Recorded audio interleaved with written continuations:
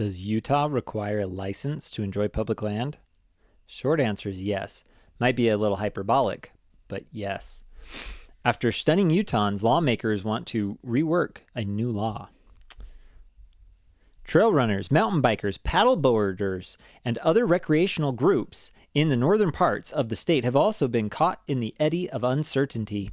A new law governing access to wildlife management areas in Utah's 4 most populous counties has become so confusing and affected so many groups, in fact, that state legislators are saying they want a do-over.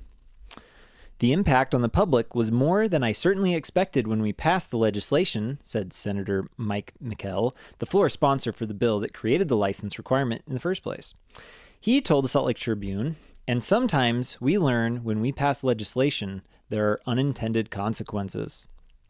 Well, you'll see towards the end of this why there were unintended consequences. Here's the bill. The bill is HB 309. It was amending some wildlife situations around just different wildlife land. According to Representative Snyder, it sounds like they try to do a cleanup every year, make sure that any updates or things that happen with certain types of protected animals, things like that. If we scroll down here, we can see what was the highlights of this provision. So they modified some definitions. The definitions all have to do with what is below it, addressing night hunting of unprotected wildlife. So they added a couple animals. They are allowing some night vision and different thermals that people are allowed to use when hunting for better safety. There's some new technological advancements apparently that have been made. So they're just kind of cleaning up the bill, adding some more specific language to help. In this case, I believe most of this is welcome. Imposes requirements for holding a hunting or combination license for services on the Wildlife Board or Regional Advisory Council.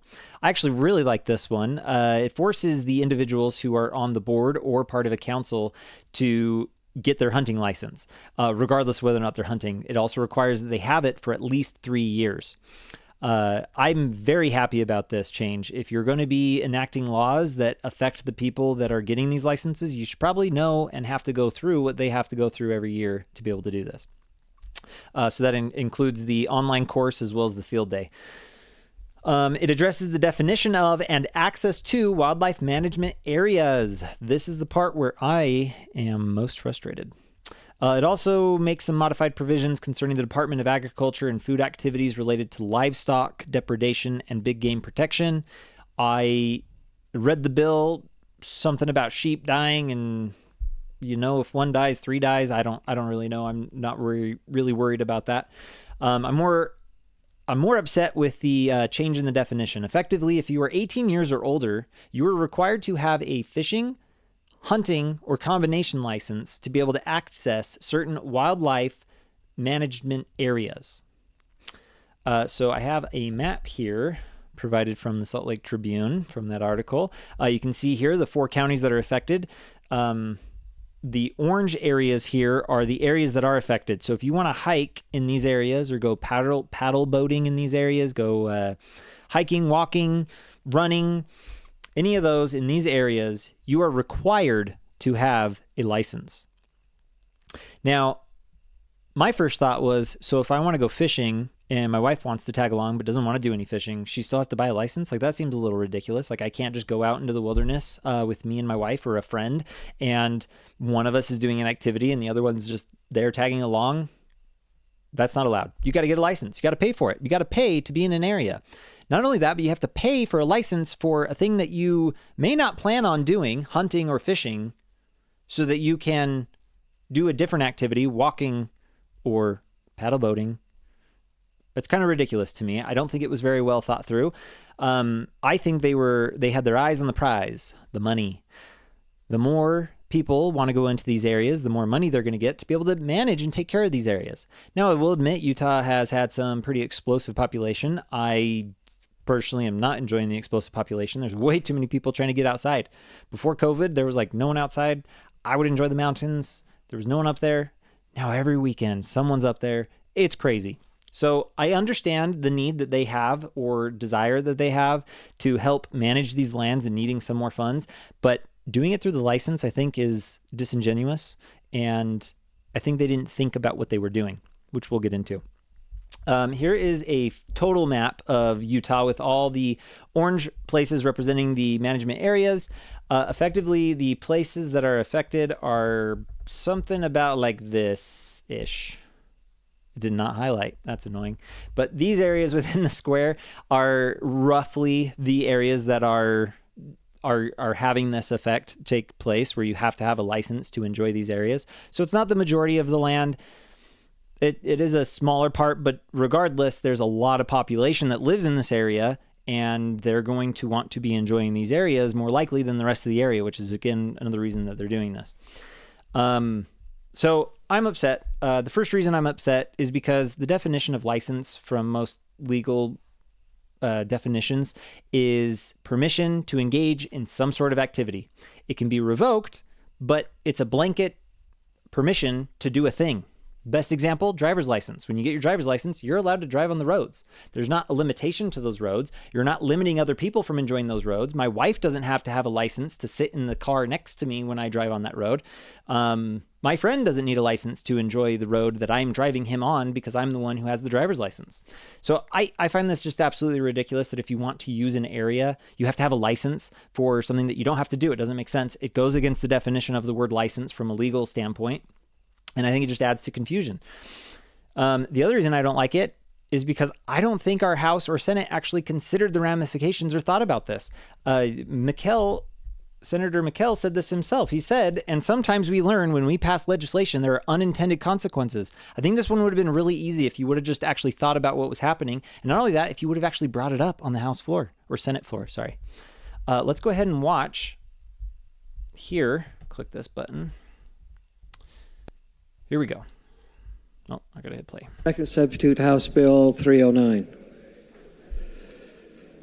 Second substitute House Bill 309, Wildlife Amendments. Senator McKell. Wilson.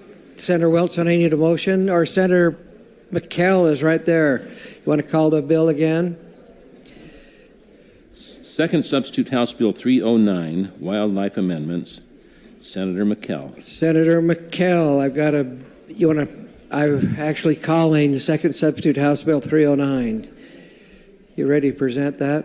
Yes, I am ready. Okay. Wildfire amendments, and let me pull this bill up. My apologies, Mr. President. There we go.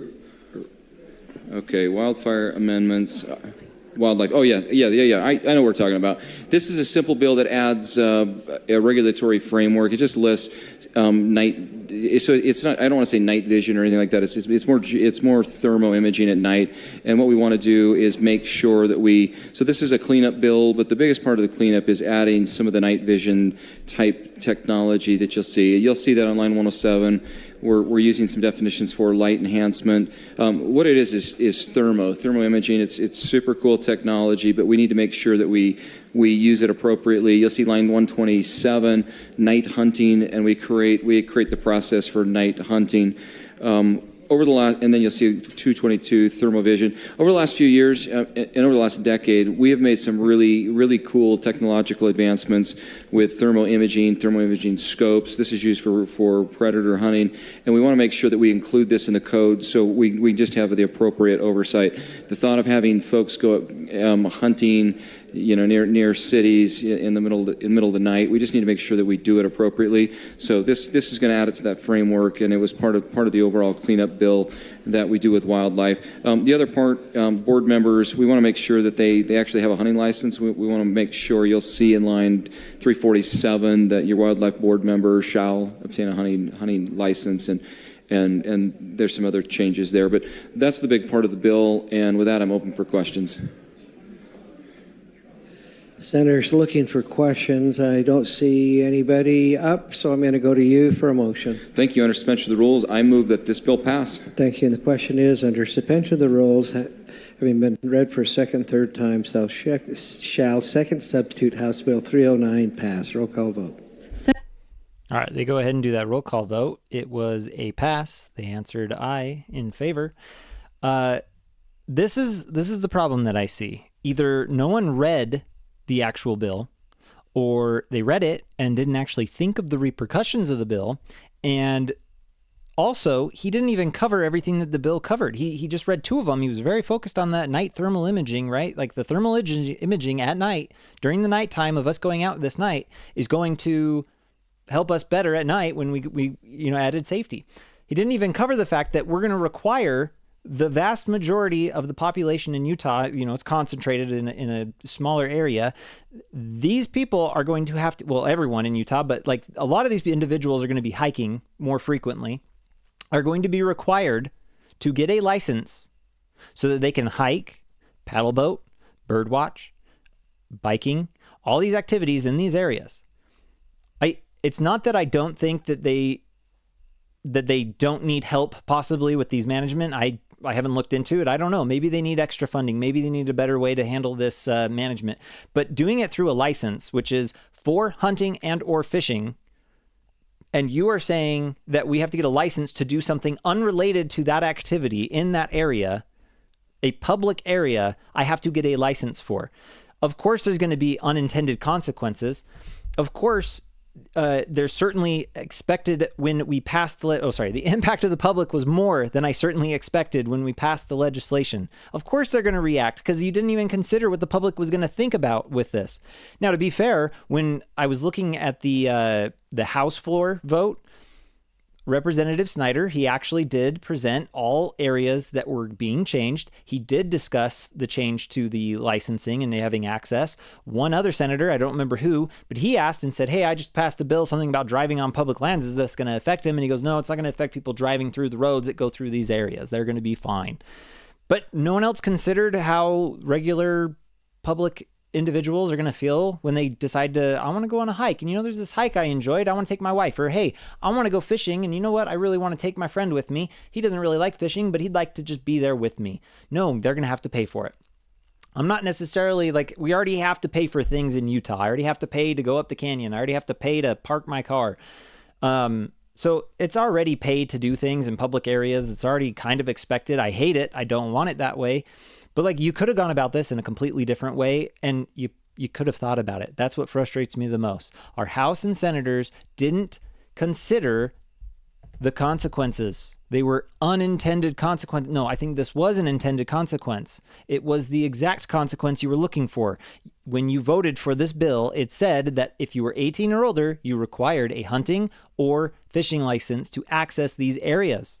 So yes, it was intended. You can't say it was unintended. Maybe you should actually read the bill before you vote on it. If you want a do-over, kind of tells me you're doing something wrong. Go ahead and leave me a comment. Let me know what I missed, what you liked about what I said, or maybe you just disagree completely and you think that we should be doing this and this is totally fine and licenses don't matter. Go ahead and let me know in the comments. Smash that like button and go ahead and subscribe. Thanks.